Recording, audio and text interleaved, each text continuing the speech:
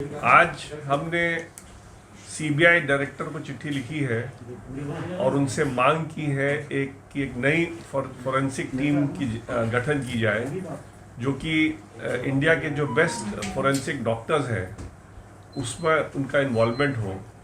क्योंकि जो all India institute का रवैया हुआ है, जिस तरह से उन्होंने इस रिपोर्ट का जिस तरह से बनाया है और जिस तरह से अपने आप को कंडक्ट किया है, उनका जो सारा कंडक्ट है बहुत ही सवालिया निशान उठाता है। उनके डॉक्टर टीवी चैनल पे आकर के बताते हैं कि क्या उनका फाइंडिंग है, जबकि कोई रिपोर्ट अभी तक जो है पब्लिक डोमेन में नहीं आई है। हमने बहुत कोशिश की कि उनसे रिपोर्ट की कॉपी हमको मिले जिसमें कि हम एक स्पष्ट रूप से कह सकें कि क्या इस रिपोर्ट में क्या त्रुटियां हैं, क्या गलतियां हैं। वो रिपोर्ट भी देने को तैयार नहीं है, पब्लिक डोमेन में आज तक रिपोर्ट नहीं दिया है। डॉक्टर सुधीर गुप्ता ने ही मेरे को बहुत पहले कहा था, ये एक्चुअली मेरे पास आए थे 1 साल पहले। हमारे बड़े अच्छे दोस्त अमरेंद्र शरण की डेथ हुई थी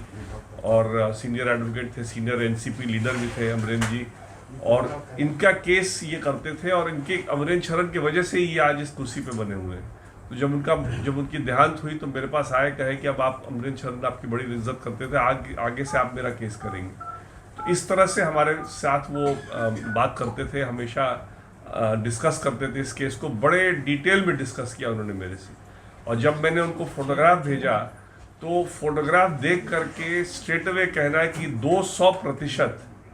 ये स्ट्रैंगुलेशन का केस है और इसमें कोई कह ही नहीं सकता कि ये सुइसाइड का केस है। तो कोई इतना सीनियर डॉक्टर एक फोटोग्राफ देख के अगर इस तरह का इररिस्पॉन्सिबल स्टेटमेंट अगर कर रहा है तो इसी से पता चलता है कि इस तरह के रिपोर्ट की क्या अहमियत हो सकती है।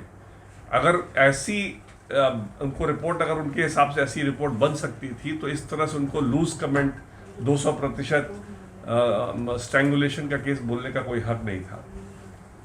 मेरा ये मानना है कि एम्स के पास सुशांत सिंह राजपूत की बॉडी नहीं थी, उनको ये ओकेजन नहीं था कि उस पोस्टमार्टम रिपोर्ट करे या कोई कंक्लूसिव फाइंडिंग दे। उनको एक सिर्फ ओपिनियन देना था कि जो काम कूपर हॉस्पिटल ने किया वो सही है, और कूपर हॉस्पिटल में जो रिकॉर्ड मेंटेन किया है उस रिकॉर्ड के बेसिस पे क्या ये कहा जा सकता है सर्टेनिटी से कि ये डेथ बाय हैंगिंग है या डेथ बाय स्ट्रैंगुलेशन है, इसमें सुसाइड का पॉसिबिलिटी है या इसमें पॉसिबिलिटी ऑफ मर्डर है। सुसाइड होगा कि नहीं होगा ये इनके दायरे में नहीं आता है, क्योंकि सुसाइड होगा कि नहीं होगा ये पुलिस का काम है डिसाइड करना। आदमी का डेथ बाय हैंगिंग भी अगर हो तो उसमें भी ज़रूरी नहीं कि वो सुसाइड हो। अगर किसी को बेहोश करके और उसको हैंग कर दिया जाए तो वो डेथ बाय हैंगिंग ही पता चलेगा और सुसाइड उसको कहना बिल्कुल गलत होगा। इसलिए जिस तरह की रिपोर्ट इन्होंने बनाई है, जिस तरह का इन्होंने टिप्पणी दी है, ये बहुत ज़्यादा सवालिया निशान उठाते हैं इनकी क्रेडिबिलिटी पे भी और इनके तरीके पे भी। जिस तरह से इन्होंने शुरू में टीवी चैनल पे आकर के कमेंट किया कि कूपर हॉस्पिटल ने ये गलती की, वो गलती की, कोई बॉडी का कोई एग्जामिनेशन नहीं किया गया, बॉडी में कोई फ्रैक्चर है कि उसके बारे में कोई जिक्र नहीं आया, विसेरा सफिशेंट नहीं था सुशांत सिंह राजपूत का, इतने इनसफिशिएंट विसेरा में क्या इन्होंने जांच, और जो इनके पास आया था विसेरा वो भी बता रहे थे बहुत सूखा हुआ था, उसको उसमें से कुछ रिकवर करना बहुत मुश्किल था। बड़े बड़े डर्मेटोलॉजिस्ट का कहना है कि जो ये गर्दन में निशान है ये उस जो कपड़े से दिखाया गया हैंगिंग, उस कपड़े से ये हो ही नहीं सकता। तो इन सब के बावजूद एक तो इनका टीम का साइट पे जाना, इनको साइट से कोई मतलब नहीं है, इनको सिर्फ जो रिपोर्ट कूपर हॉस्पिटल ने बनाई थी, जो उनके कागजात थे, जो उनके रिपोर्ट, जो उनके भी फाइंडिंग्स थे, उस फाइंडिंग पे इनको कमेंट करना था। ये जा करके वहाँ साइट पे देख रहे हैं, ये सब काम सीबीआई का है, ये सब काम सीबीआई को तय करना है कि साइट पे क्या हुआ नहीं हुआ, क्योंकि सीबीआई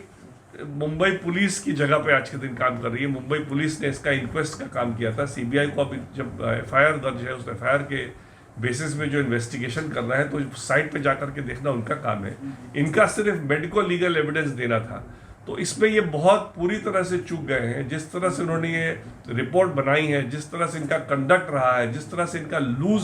स्टेटमेंट रहा है, इनका जिस तरह से इनके टीम के मेंबर मीडिया के सामने आ करके कमेंट करते रहे हैं, इससे बड़ा क्लियर स्पष्ट होता है कि ये बहुत ही इन्होंने लापरवाही की है, बहुत ही गैर जिम्मेदारा काम किया है, और सीबीआई को इनके कंडक्ट को भी इन्वेस्टिगेट करना चाहिए कि इस तरह से उन्होंने ऐसे गैर जिम्मेदारा तरीके से इस तरह का रिपोर्ट किस तरह से बना दिया और ऐसे ऐसे लीक करके मीडिया में जा करके बोलना, ये मेडिकल काउंसिल ऑफ इंडिया के भी रेगुलेशन के खिलाफ है, एथिकल रेगुलेशन है मेडिकल काउंसिल ऑफ इंडिया का, उसके भी खिलाफ है। तो ये इसीलिए हमने कहा है कि एक दोबारा इसमें जल्दी से जल्दी एक टीम गठित की जाए, जिस टीम के द्वारा इसका एक ओपिनियन दोबारा से लिया जाए और उसके बाद इस ओपिनियन के बेसिस में इस मामले में जब ट्रायल जब भी होगा तो उस ओपिनियन के बेसिस पे ही ट्रायल हो।